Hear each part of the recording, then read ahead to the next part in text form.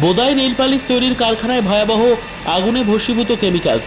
সোমবার সকালে বিলকান্দা 1 নম্বর গ্রাম পঞ্চায়েতের যুগবেরিয়া বোদাই পঞ্চায়েত রোডে একটি নেল পলিশ কারখানায় ভয়াবহ আগুন লাগে। প্রখর রোদের তাপে আগুনের লেলিহান শিখা জ্বলতে থাকে, চারিদিকে কালো ধোঁয়া।